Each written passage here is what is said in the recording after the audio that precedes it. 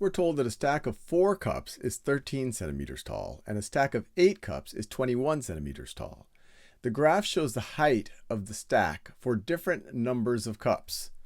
And then they ask us some questions. What is the rate of change for each cup after the first? And is the height of the stack proportional to the total number of cups? So pause the video, have a go at that.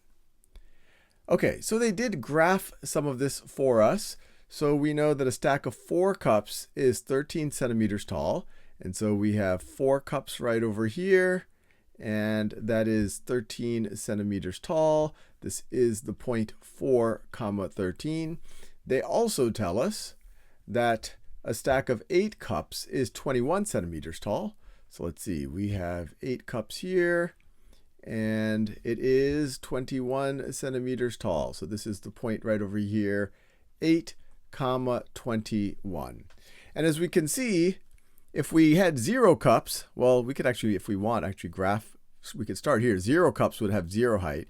But as soon as we add that first cup, it looks like we get to 7 centimeters. So if I want, I could draw a line like this. And in reality, we wouldn't be talking about fractions of cups. So we would probably just focus on the whole numbers. But let's just go with this graph for now, because this graph actually accounts for even non-whole numbers. But let's think about these different questions. What is the rate of change for each cup after the first? So the first cup gets us to 7 centimeters. So I would argue that that is a 7 centimeter tall cup. So that first cup right over here, that is 7 centimeters. But each additional cup is not going to add 7 centimeters because they're going to stack on top of each other.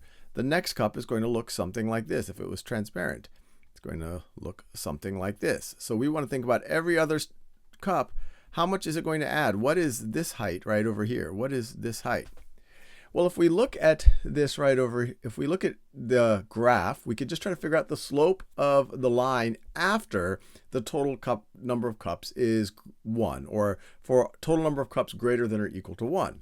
And so we could figure out the slope right over here by just saying, okay, what is our change in height? So we're going from 13 to 21. So we could say 21 minus 13 over our change in number of cups. That is going to be 8 minus 4. 8 minus 4. 21 minus 13 is 8. And 8 minus 4 is 4. 8 over 4 is 2. So that means that every cup is adding 2 centimeters. And we could see that here. If we add 1 cup, it added 2 centimeters. If we add 1 cup, it added 2 centimeters. So this height right over here is 2 centimeters. So what is the rate of change for each cup after the first? So it would be 2 centimeters per cup.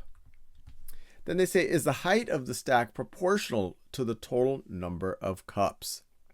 Well, for it to be proportional, if you were to double the number of cups, it would double the height. And we can see very clearly that that is not the case. Here we are doubling the number of cups. We're going from 4 to 8, but we're not going from 13 to 26. We're going from 13 to 21. So we are not proportional. Another way to think about it is if we were proportional, this original line right over here, it would have to intersect the x-axis without having a different slope below 1 like this. So either way, we can see that it is not proportional.